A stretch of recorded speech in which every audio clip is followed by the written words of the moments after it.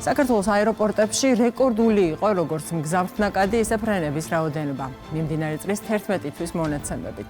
უფრო კონკრეტულად კი იანვარ-ნოემბერში საქართველოს აეროპორტები 7.863.000 მგზავრზე მეც მოიმსახურნენ და წლიურად 14%-ით გაზრდილი მაჩვენებელია. უფრო დეტალურად საინტერესოა, როგორი წელი იყო 2025 წელი აეროპორტებისთვის და რა გეგმებია ამ მიმართულებით 2026-ში. ამ თემებზე ჩვენ სტუმართან ერთად ვისაუბრებთ. ჩვენი სტუმარია საქართველოს აეროპორტების გაერთიანების გენერალური დირექტორი ლევან მოსაშვილი. მოგესალმები ლევან და მადლობა სტუმრობისთვის. მოგესალმებით სოფო, მივესალმებით თქვენს ტელემაყურებელს. დიდი მადლობა მოწვევისთვის. პირველად ვარ თქვენთან სტუდიაში. თან პირველი შეხვედრა გვაქვს. ნამდვილად. მადლობა რომ დაინტერესება გამოხატეთ საქართველოს ავიაციის სექტორის მიმართ. ძალიან საინტერესო წელი ჰქონდა 2025 წელი საქართველოს ავიაციისთვის ყველანაირად რეკორდული იყო. საქართველოს სამივე საერთაშორისო აეროპორტში ჩვენ 7.8 მილიონი გზავრს მოვემსახურეთ დღევანდელი მონაცემებით. ეს უახლესი სტატისტიკა. ეხლა მე რაც 11 თვის გამოვაცხადე, მას დაემატა კიდე. პლუს გვაქვს იმის მოლოდინი, რომ ეს სტატისტიკა შენარჩუნდება და წლის ბოლომდე 8 მილიონზე მეტ გზავრს მოვემსახურებით სამივე საერთაშორისო აეროპორტში ერთად აღებული. თბილისის და ბათუმის საერთაშორისო აეროპორტებისთვის განსაკუთრებულად მნიშვნელოვანი იყო წლევანდელი წელი, იქიდან გამომდინარე, რომ ორთავე აეროპორტი რეკორდ ბრეიკერები იყვნენ. თბილისის საერთაშორისო აეროპორტში წელს დეკემბერში მე-5 მილიონი მგზავრს მოემსახურნენ წლის ჭრილში, ხოლო ბათუმში პირველი მილიონი მგზავრი წლის ჭრილში დაფიქსირდა ოქტომბრის თვეში. ყველაზე მეტი ზრდა, როგორც 11 თვის მონაცემებით ყოველ შემთხვევაში ასე. ბათუმის აეროპორტში არის წელს ყველაზე დიდი მგზავრთნაკადის ზრდა. განპირობებულია იმით, რომ ახალი ავიაკომპანიები დაგვემატა ახალი მიმართულებები, იზრდება ჩვენი ქვეყნის ეკონომიკაც. სწორად დაგეგმილი საავიაციო პოლიტიკა ხელს უწყობს ამას, რომ მეტი მგზავრი მოვიზიდოთ, მეტი ფრენები შესრულდეს, მეტი ავიაკომპანია შემოვიდეს ჩვენ ბაზარზე.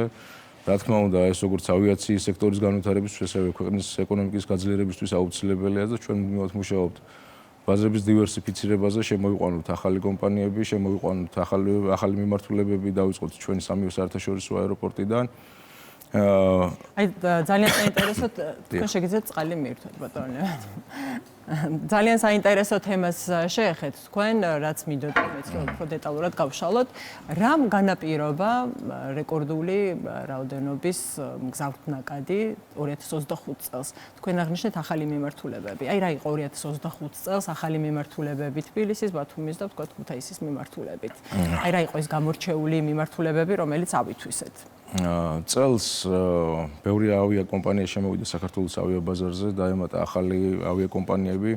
მინდა ხაზი გაუსვა ქუთაისის საერთაშორისო აეროპორტს. ქუთაისის საერთაშორისო აეროპორტში ჩვენი მთავარი პარტნიორი არის ავიაკომპანია Wizz Air, რომელიც საქართველოს ავიაბაზარზე კვლავ ლიდერის სტატუსს ინარჩუნებს. ქუთაისის საერთაშორისო აეროპორტი 1.8 მილიონი მგზავრით ასრულებს წელს ოპერირებას. დაგვემატა ახალი მიმართულებები, როგორიც არის ლიონი, ვენეცია, ასევე კომპანია Wizz Air-მა აღდგენა განახორციელა ძველი მიმართულებების, რომელიც დროებით შეჩერებული ქონა, ეს იყო მადრიდის და ჰამბურგის მიმართულებებით. გვაქვს ასევე ბევრი სიახლეები ჩვენი მგზავრებისთვის, მინდა ვისარგებლო მომენტით და სიტუაციით. ჩვენს ტელემაყურებელს ვთხოვა, რომ ხვალ 25 დეკემბერს შემოგვიერთდნენ ქუთაისის აეროპორტის ოფიციალურ ინსტაგრამ გვერდზე. გვაქვს წამახალისებელი საახალწლო გათამაშება, გათამაშდება ორი ბილეთი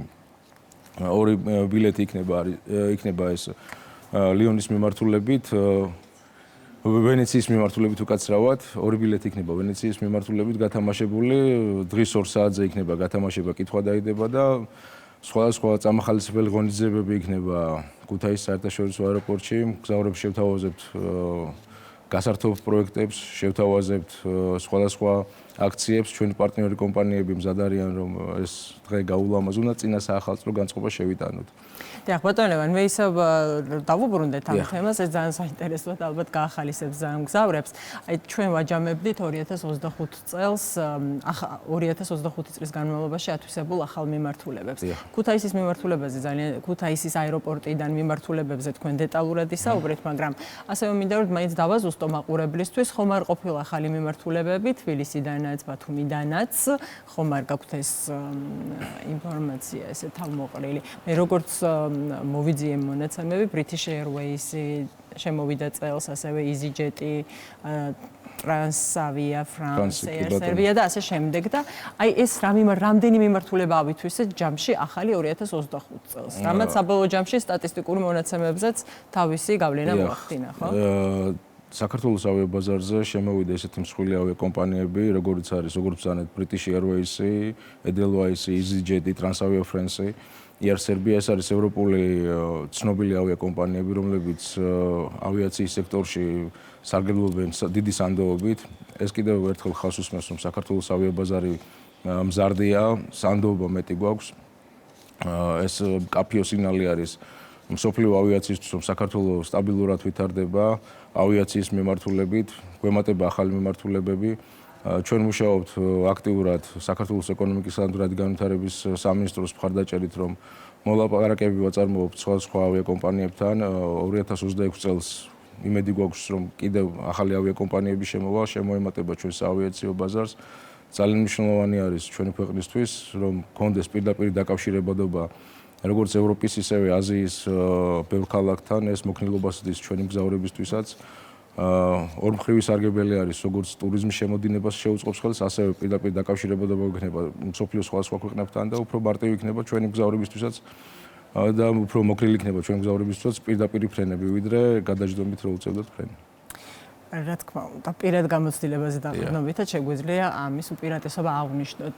თქვენ ხელშეკრულებები და მოლაპარაკებები აღნიშნეთ, მისულია თუ არა ხელშეკრულების დონემდე უკვე, რომელიმე ვთქვათ ავიაკომპანიასთან მოლაპარაკება, ან უკვე არსებულ პარტნიორ ავიაკომპანიებთან სხვა მიმართულებების ათვისებაზე. ხომ არ არის ისეთ ბოლო წერტილამდე მიყვანილი, რომ 2026 წელს ველოდოთ უკვე რამე კონკრეტულ ახალ მიმართულებას და რა მიმართულებებს. რაც არის, რაც უკვე დადასტურებულია და რაც ანონსებული არის 12 იანვარს გვექნება პირველი საინაugurაციო ფრენა, ეს იქნება ბრატისლავას მიმართულებით, რაც საქართველოს ისტორიაში პირველად ხდება, რომ სლოვაკეთის მიმართულება დაემატა საქართველოს.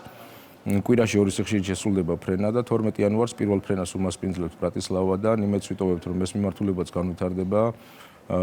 რა თქმა უნდა, ბევრი ტურისტის შემოდინება მოხდება სლოვაკეთიდან და ჩვენი საქართველოს მოსახლეობაც ახალი მიმართულებით ისარგებლებს, გავაფართოვებთ უფრო საავიაციო სეგმენტს, გავაფართოვებთ უფრო საავიაციო მიმოსვლას და ეს პირველი ნაბიჯი იქნება მომავალი წლიდან და კიდე დაგვემატება ეტაპობრივად სხვა ახალი მიმართულებები, რაც თქვენთვისაც ცნობილი იქნება, ჩვენი მაყურებლისთვისაც ცნობილი გახდება ეტაპობრივად.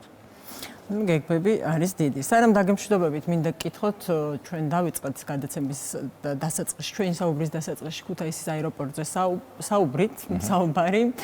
მინდა დავაზუსტო კიდევ ერთი საკითხი, იქ მიმდინარეობს ასაფრენ-დასაფრენი ზოლის სამუშაოები, სარემონტო სამუშაოები, რა ეტაპზეა და ასევე რადგან ხვალ მნიშვნელოვანი ღონისძიება გაქვთ, ესეც აინტერესებს ალბათ მომხმარებელს, ბიზნეს ლაუნჯი როდიდან მიიღებს მგზავრებს. ქუთაისის საერთაშორისო აეროპორტში მიმდინარეობს უპრეცედენტო დიდი მასშტაბების ინფრასტრუქტურული მშენებლობა. შენდება სრულიად ახალი ასაფრენ-დასაფრენი ზოლი, რომლის სიგრძეც იქნება 3.5 კილომეტრი. რეგიონში ფაქტობრივად ეს იქნება ერთ-ერთი პირველი პრეცედენტი, რომ ამ მასშტაბის მშენებლობა განხორციელდება საავიაციო სექტორში, რაც ნიშნავს, გვექნება საშუალება მივიღოთ ყველაზე დიდი საჰაერო ხომალდი, რაც მსოფლიოში არსებობს. F-კოდის ავიაციაში ესე კოდებად გვაქვს დაყოფილი კატეგორიები საჰაერო ხომალდების, F-კოდის საჰაერო ხომალდი შეუფერხებლად, რომელიც განაპირობებს უფრო მეტი მგზავრის ჩამოყვანას, მეტი ტვირთის ჩამოყვანას. და როდისთვის იქნება ეს ყველაფერი დასრულებული? მომავალი წლის მესამე კვარტლისთვის გეგმავთ, რომ მშენებლობის პირველი ფაზა დასრულდება. ექსპლუატაციაში შევა ახალი ასაფრენ-დასაფრენი ზოლი, პირველ ფრენას მივიღებთ. გარდა ასაფრენ-დასაფრენი ზოლისა, ასევე მიმდინარეობს მასთან დაკავშირებული ინფრასტრუქტურის მოდერნიზებაც, მშენებლობაც, რათა უსაფრთხოდ მივიღოთ საჰაერო ხომალდები და გვინდა რომ პოზიციონირებდეთ როგორც საავიაციო ჰაბი ჩვენს რეგიონში.